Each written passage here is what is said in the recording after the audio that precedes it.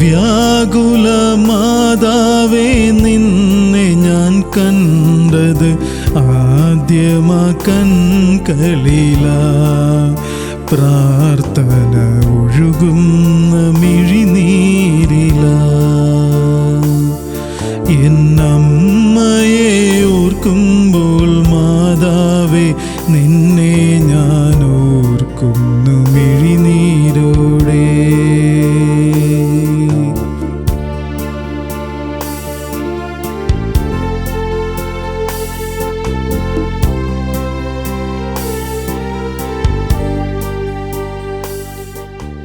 Praise the Lord.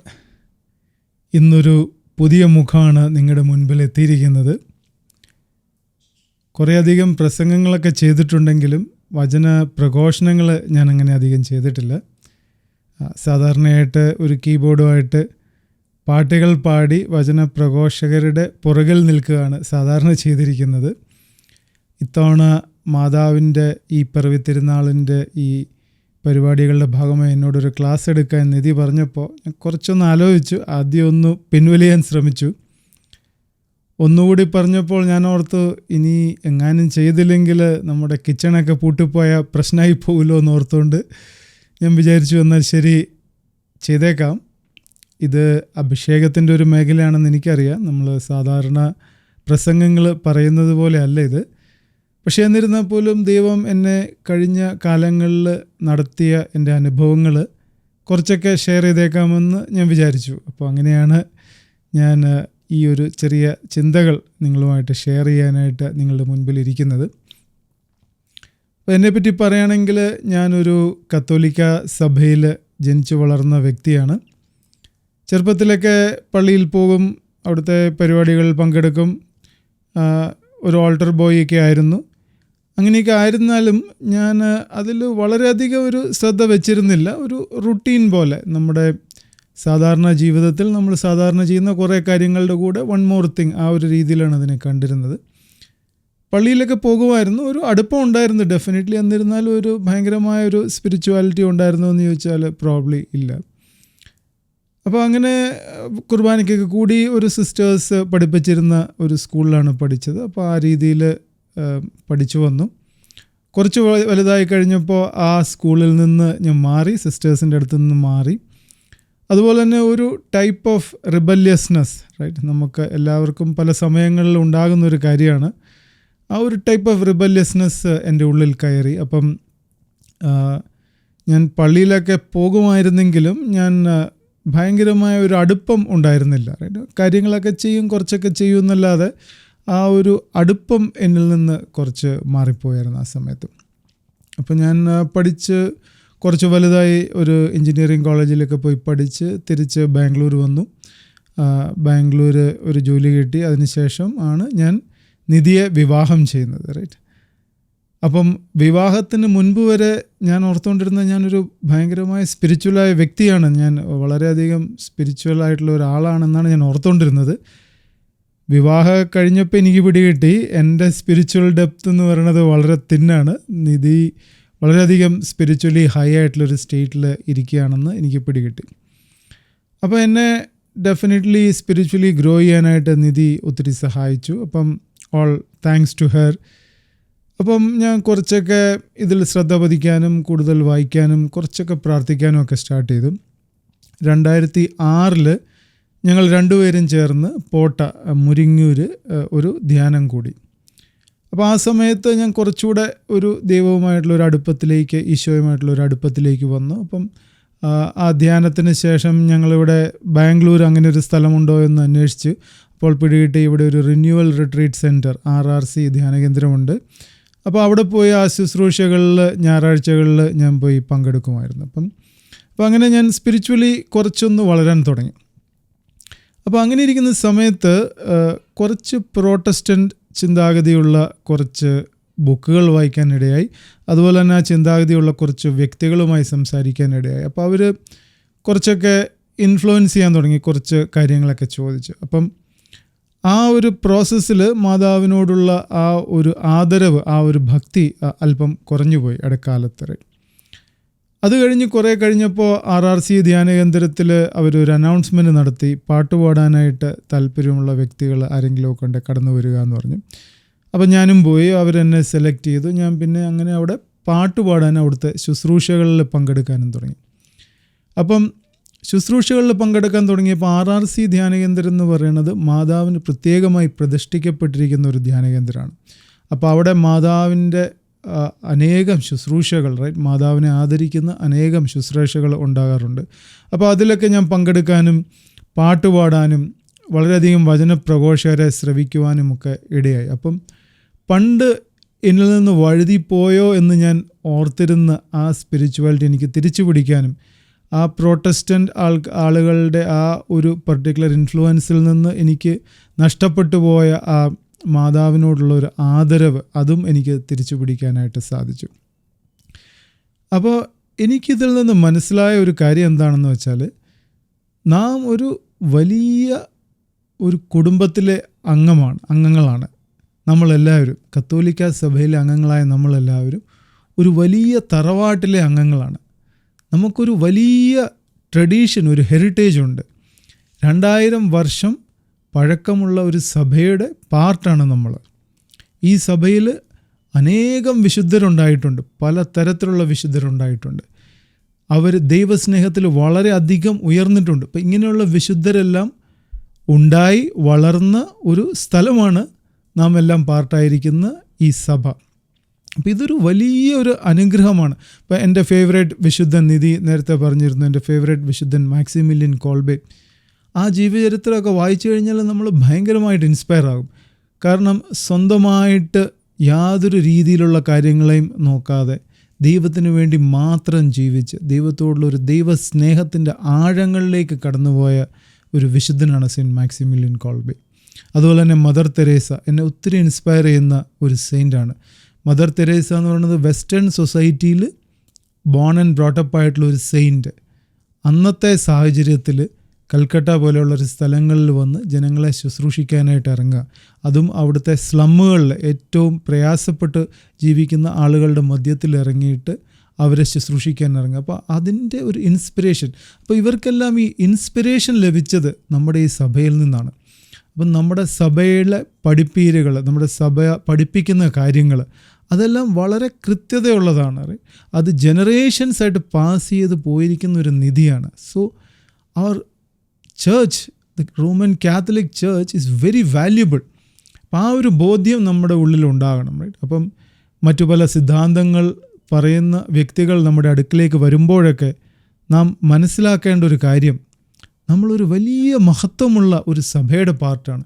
2000 വർഷത്തെ പാരമ്പര്യമുള്ള ഒരു സഭയുടെ പാർട്ടാണ്.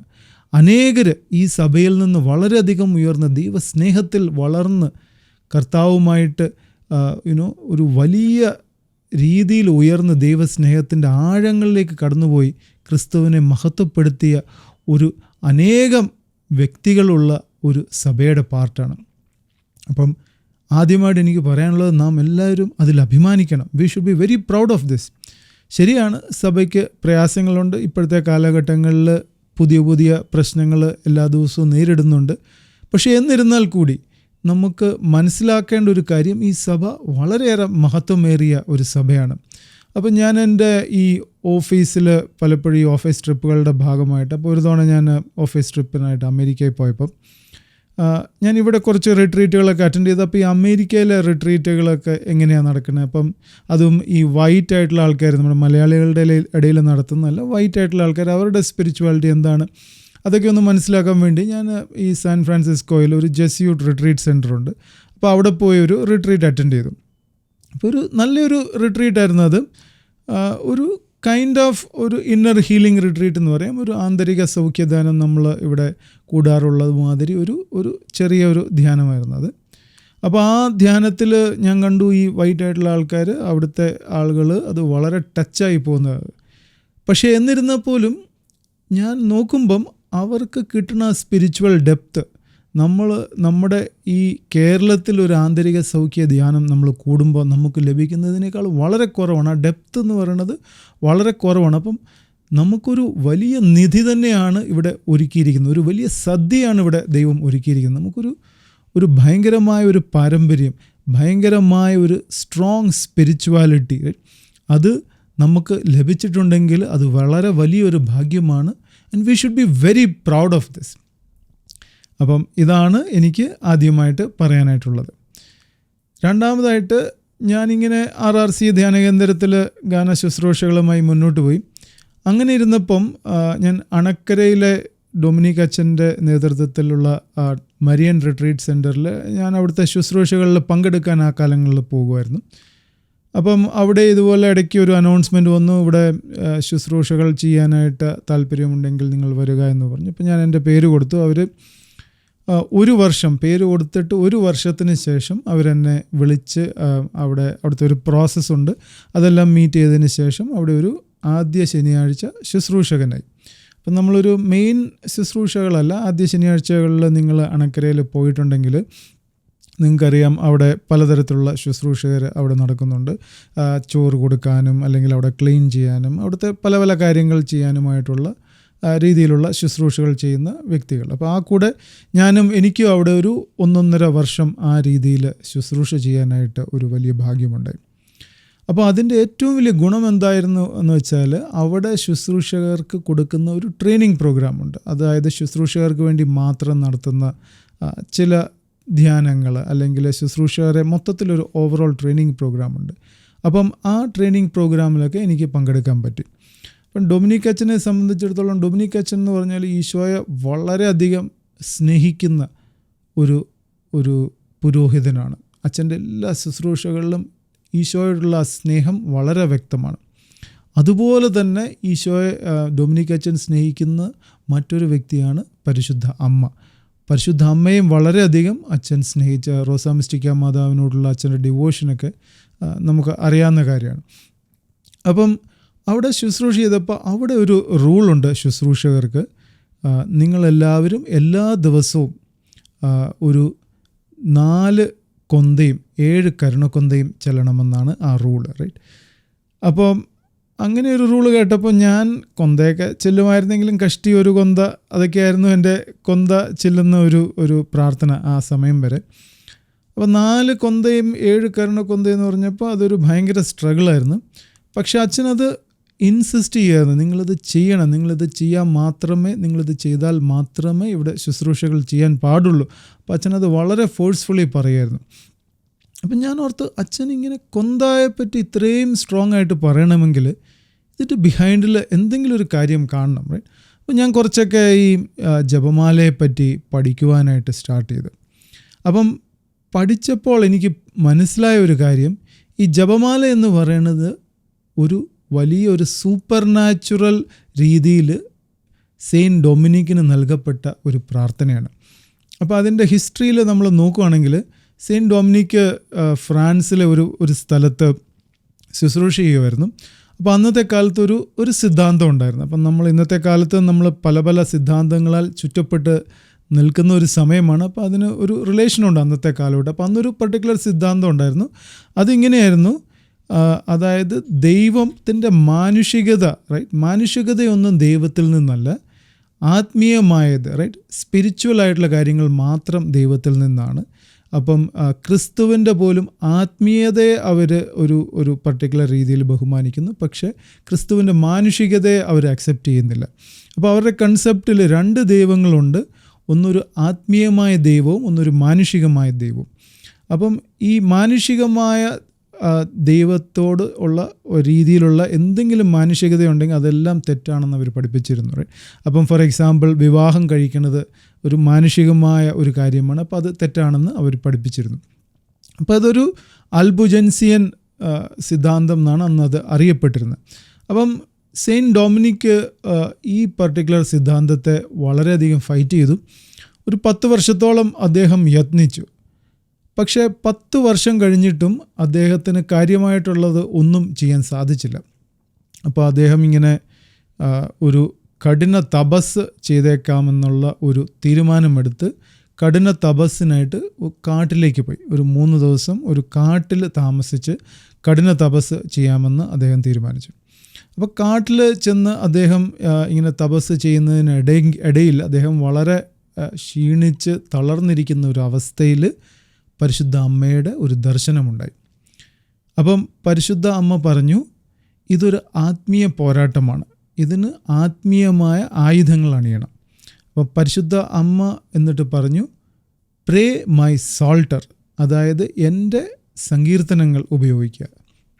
അപ്പോൾ അന്നത്തെ കാലത്ത് ഈ മങ്സ് അല്ലെങ്കിൽ ഈ ആത്മീയ ആചാര്യന്മാർ അന്ന് ഇങ്ങനെ പല രീതിയിൽ പ്രാർത്ഥിച്ച് ഈ ഗുഹകളിലൊക്കെ കഴിഞ്ഞൊക്കെ പ്രാർത്ഥിച്ച് അങ്ങനെ ഒരു രീതി ഉണ്ടായിരുന്നു അന്നത്തെ കാലങ്ങളിൽ. അപ്പോൾ ഈ മോങ്സ് ഇവരെന്ത് ചെയ്തിരുന്നെന്ന് വെച്ചാൽ ഈ 150 സങ്കീർത്തനം, അതിനെ സോൾട്ടർ, റൈറ്റ്, ഈ 150 സങ്കീർത്തനം ചില ഈ ആത്മീയ ആചാര്യന്മാർ അവർ എല്ലാ ദിവസവും അത് ചെല്ലുമായിരുന്നു.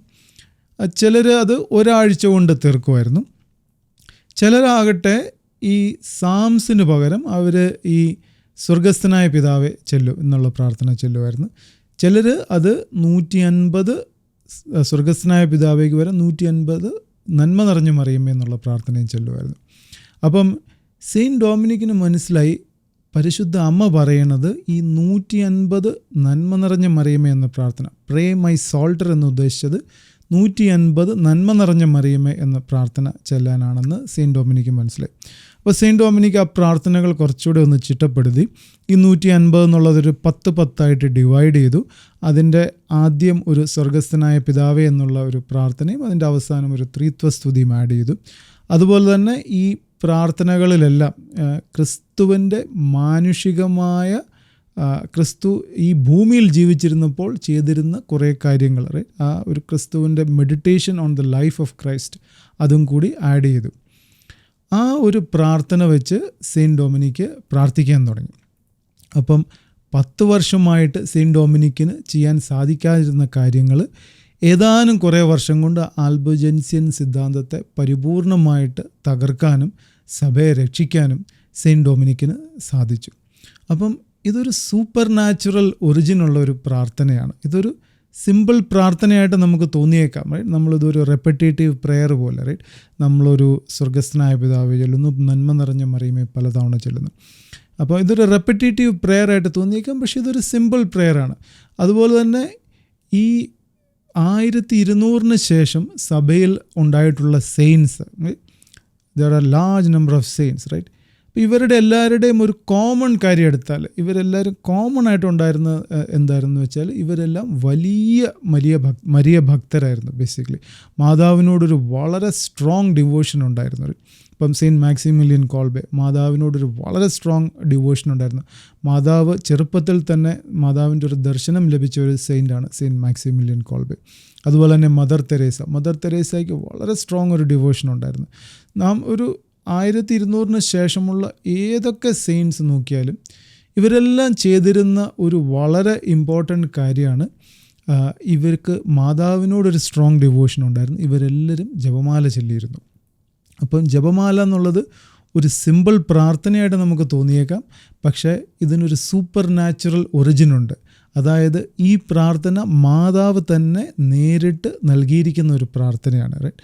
അപ്പം ഈ പ്രാർത്ഥനയാണ് നമ്മൾ ചെല്ലുന്നത്. അപ്പം ഈ ഒരിക്കൽ നമ്മുടെ മദർ തെരേസ ഒരിക്കലൊരു എയർപോർട്ട് വഴി ട്രാവൽ ചെയ്യുമായിരുന്നു. അപ്പോൾ ആ എയർപോർട്ടിലെ സെക്യൂരിറ്റി ചോദിച്ചു, are you carrying any weapon? അപ്പം മദർ തെരേസ തൻ്റെ കയ്യിലിരുന്ന ജപമാല ഉയർത്തിയിട്ട് പറഞ്ഞു, yes, I M carrying A very powerful weapon. ഞാനൊരു വളരെ ശക്തിയേറിയ ഒരു ആയുധം എൻ്റെ കയ്യിലുണ്ടെന്ന് പറഞ്ഞ് ഈ ജപമാല ഉയർത്തി കാണിച്ചു. അതുപോലെ തന്നെ saint John Paul, right. Saint John Paul നമുക്കറിയാം, സെയിൻറ്റ് ജോൺ പോളിനെ ഒരിക്കലൊരു വ്യക്തി വെടിവെക്കുകയുണ്ടായി. അപ്പം സെയിൻറ്റ് ജോൺ പോൾ ആ വെടിയേറ്റതിന് ശേഷം ഒരു കോമയിലേക്ക് പോയി. അപ്പോൾ ആ കോമ കഴിഞ്ഞിട്ട് കുറേ നാളുകളുടെ ശുശ്രൂഷയ്ക്ക് ശേഷം തിരിച്ച് ബോധത്തിൽ വന്നപ്പോൾ ആദ്യം ചോദിച്ചത്, അയ്യോ സമയത്രയായി, എനിക്ക് ജപമാല ചെല്ലാൻ സമയമായോ എന്നാണ് ചോദിച്ചത്.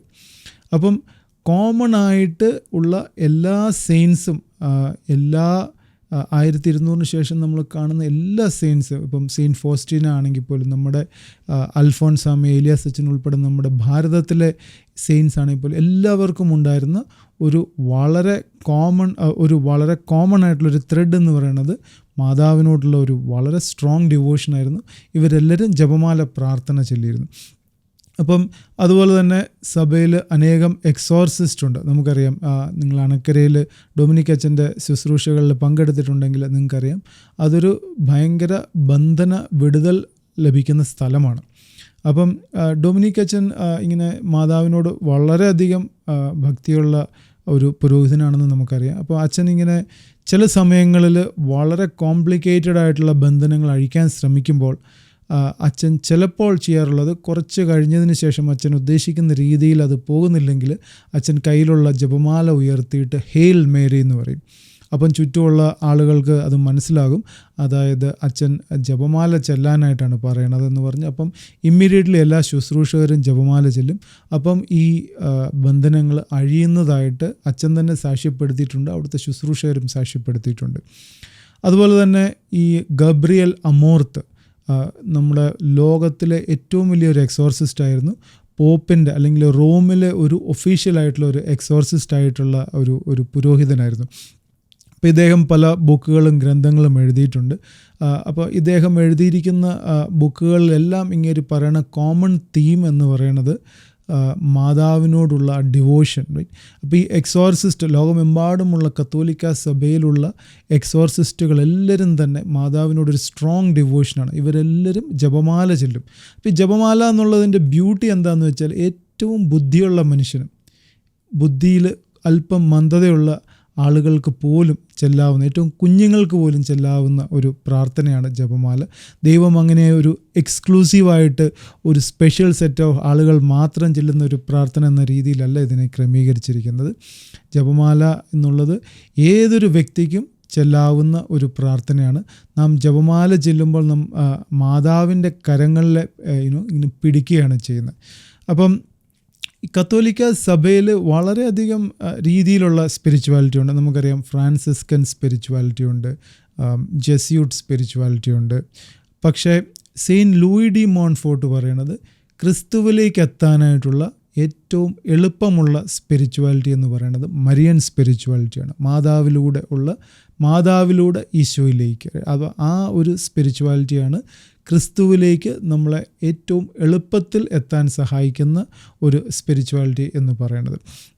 അപ്പോൾ ഇത് വളരെയധികം ശക്തിയുള്ള പ്രാർത്ഥനയാണ്. ഇത് സിമ്പിളായിട്ടുള്ളൊരു റെപ്പറ്റേറ്റീവ് പ്രെയറായിട്ട് നാം കാണേണ്ട ആവശ്യമില്ല. ഈ പ്രാർത്ഥനയിൽ നാം ചെയ്യുന്നത്, നാം ക്രിസ്തുവിൻ്റെ ജീവിതത്തിലെ ഓരോ സംഭവങ്ങളെയും ധ്യാനിക്കുകയാണ്.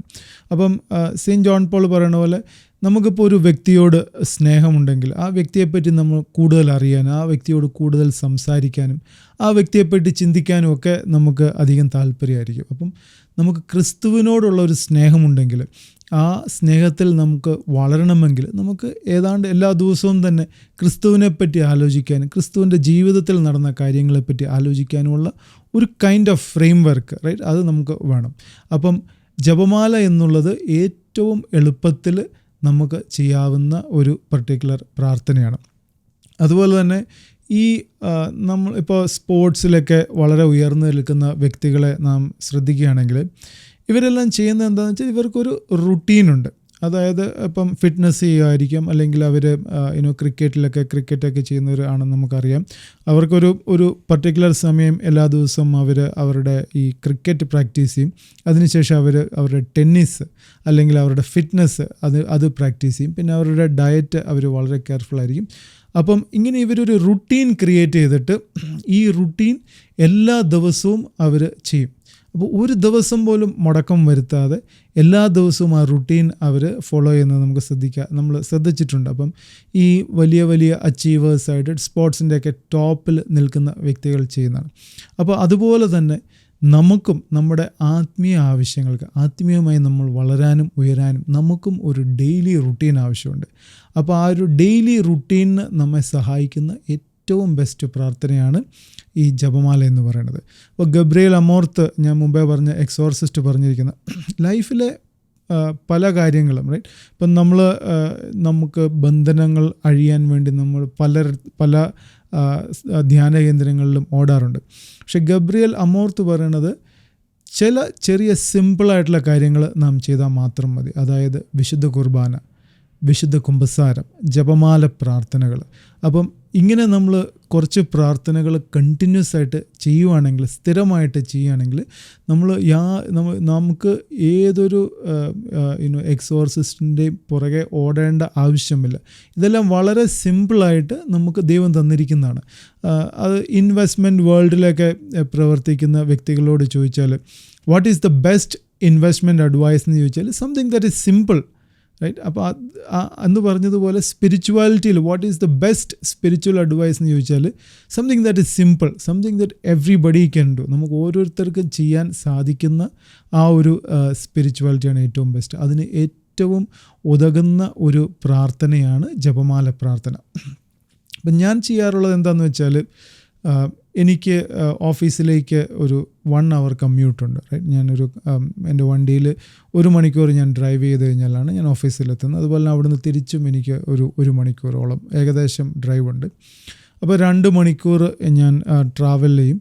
അപ്പോൾ ഈ സമയത്ത് ഞാൻ ജപമാല പ്രാർത്ഥനകൾ ചെല്ലാറുണ്ട്. അപ്പം ഞാൻ എന്താ ചെയ്യുന്നത് വെച്ചാൽ, ഞാൻ ഒരു ജപമാലയുടെ കൂടെ ഒരു കരുണക്കൊന്തയും കൂടെ പെയർ ചെയ്യും. അപ്പം നമ്മളിപ്പം ഈ സന്തോഷത്തിൻ്റെ ഒരു ജപമാല ചൊല്ലിയതിന് ശേഷം ആ ഒരു കരുണക്കൊന്ത അതിൻ്റെ കൂടെ ചെല്ലും, പിന്നെ അടുത്ത ദുഃഖത്തിൻ്റെ, അങ്ങനെ. അപ്പം ഞാനൊരു ഏകദേശം ഒരു 20 മിനിറ്റിൽ എനിക്ക് ഒരു ജപമാല തീരും. എനിക്ക് അതുപോലെ തന്നെ ഈ ജപമാല ഭയങ്കരമായി ഫാസ്റ്റായിട്ട് ചെല്ലാൻ താല്പര്യമില്ല. ഇതൊരു മെഡിറ്റേറ്റീവ് പ്രെയറാണ്, റൈറ്റ്? നാം ക്രിസ്തുവിൻ്റെ ജീവിതത്തെപ്പറ്റി മെഡിറ്റേറ്റ് ചെയ്യുകയാണ് ചെയ്യുന്നത്. എന്നിട്ട് നാം മാതാവിനെ വിളിക്കുമ്പോൾ നാം എന്താണ് ചെയ്യുന്നത്? വചനം ഉരുവിടുകയാണ്. ആത്മീയമായ ഭക്ഷണം, വചനം എന്നുള്ളത് ആത്മാവിൻ്റെ ഒരു ഭക്ഷണമാണ്. അപ്പോൾ വചനം ഉരുവിട്ട് നാം ഒരു മെഡിറ്റേറ്റീവ് രീതിയിൽ പ്രാർത്ഥിക്കുകയാണ് ചെയ്യുന്നത്. അപ്പോൾ എനിക്കത് സൂപ്പർ ഫാസ്റ്റായിട്ട് പോകുന്നതിൽ താല്പര്യമുള്ള ചില വ്യക്തികൾ ഇത് സൂപ്പർ എക്സ്പ്രസ് പോലെയൊക്കെ പോകുന്ന വ്യക്തികളെ എനിക്കറിയാം. പക്ഷേ എൻ്റെ രീതി എന്ന് പറഞ്ഞാൽ ഞാനൊരു ഏകദേശം ഒരു 20 മിനിറ്റ് എടുത്ത് ഞാനൊരു ജപമാല തീർക്കും. അതുപോലെ തന്നെ ഒരു കരുണക്കൊന്ത ഒരു 10 മിനിറ്റ്. അപ്പോൾ ഒരു ജപമാല ഒരു കരുണക്കൊന്ത ഏകദേശം ഒരു 30 മിനിറ്റിൽ എനിക്ക് തീരും. അപ്പോൾ ഞാൻ ഓഫീസ് ആകുമ്പോഴത്തേക്ക് എനിക്ക് ഏകദേശം 2 ജപമാലയും 2 കരുണക്കൊന്തയും ഞാൻ എൻ്റെ ഓഫീസിലേക്ക് പോകുമ്പോൾ എനിക്ക് ചെയ്യാൻ സാധിക്കും. അതുപോലെ തന്നെ ഞാൻ റിട്ടേൺ വരുമ്പം ഇതേപോലെ തന്നെ ചെയ്തപ്പം എനിക്ക് ദൈവം ഒരു വലിയ കൃപ നൽകി 4 ജപമാലയും 4 കരുണക്കൊന്തയും എല്ലാ ദിവസവും തന്നെ മുടക്കമില്ലാതെ ചെല്ലാനായിട്ടുള്ള ഒരു വലിയ കൃപ എനിക്ക് ദൈവം നൽകി.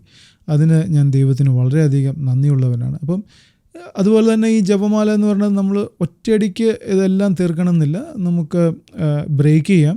ഇപ്പം കുറച്ച് 5 മിനിറ്റുള്ളൂ ഉള്ളെങ്കിൽ അല്ല 10 മിനിറ്റ് ഉള്ളെങ്കിൽ നമുക്കതിൻ്റെ ഒരു ഡെക്കേഡ് അല്ലെങ്കിൽ ഒരു രഹസ്യം ചെല്ലാം, അല്ലെങ്കിൽ അതിൻ്റെ ഒരു ഡെക്കേഡ് മാത്രമായിട്ടൊക്കെ ബ്രേക്ക് ചെയ്യാം. അപ്പോൾ അങ്ങനെ ഞാൻ ചെയ്യാറുണ്ട് പലപ്പോഴും. പക്ഷേ ഇത് വളരെയധികം എഫക്റ്റീവ് പ്രാർത്ഥനയാണ്.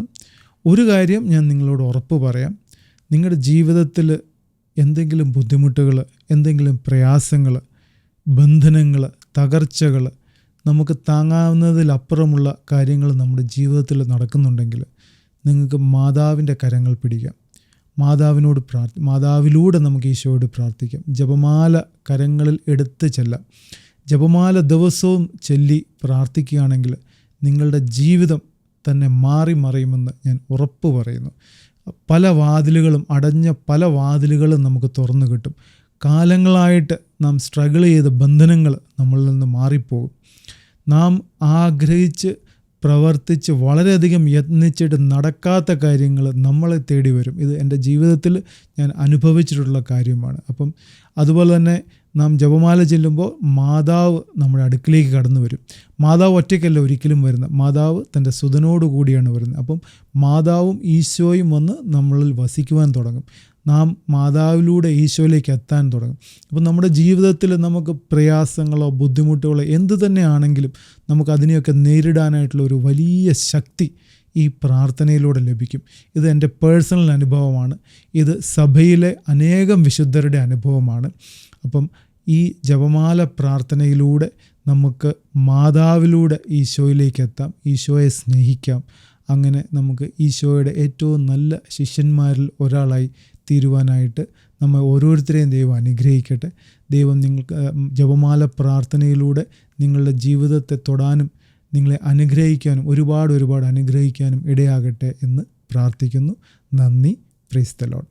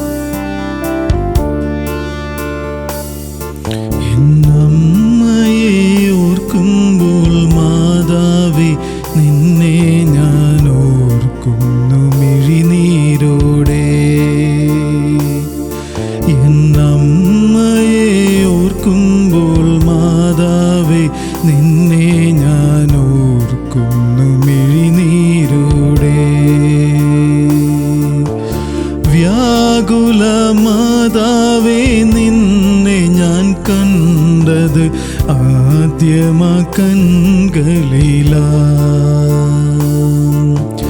വ്യാകുല മാതാവേ നിന്നെ ഞാൻ കണ്ടത് ആദ്യമാ കൺകളിലാ. പ്രാർത്ഥന ഒഴുകുന്ന മിഴിനീരിലാ.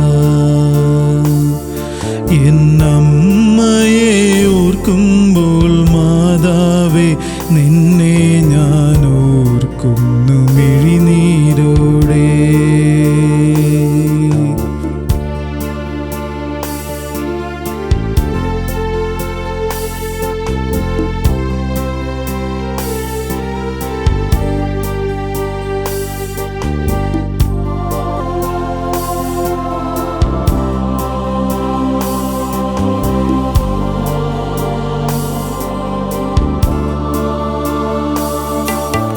പൂട്ടിയിട്ടും കൂട്ടി കെട്ടിയ പഴയൊരു ജപമാല വീട്ടിലുണ്ടായിരുന്നു. പൂട്ടിയിട്ടും കൂട്ടി കെട്ടിയ പഴയൊരു ജപമാല വീട്ടിലുണ്ടായിരുന്നു. സഹനത്തിൽ ഈശോയെ പിരിയാത്തൊരമ്മതൻ ഹൃദയസ്പന്ദനമതിൽ കേട്ടിരുന്നു. എൻ്റെ പ്രാർത്ഥന താളമതായിരുന്നു. എന്നമ്മയെ ഓർക്കുമ്പോൾ മാതാവേ നിന്നെ ഞാൻ ഓർക്കുന്നു മിഴിനീരോടെ.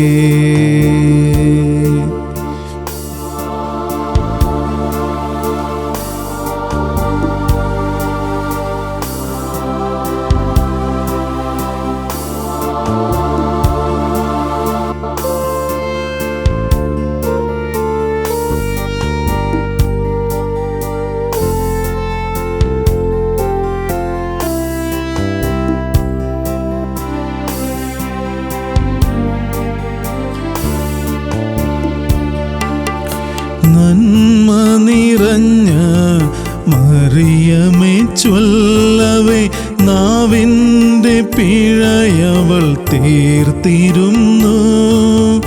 നന്മ നിറഞ്ഞ മറിയമേ ചൊല്ലവേ നാവിൻ്റെ പിഴയവൾ തീർത്തിരുന്നു. മാതാവിൻ മടിയിലൂടീശോയിലെത്തുന്ന കുറുക്കു വഴിയവൾ അറിഞ്ഞിരുന്നു.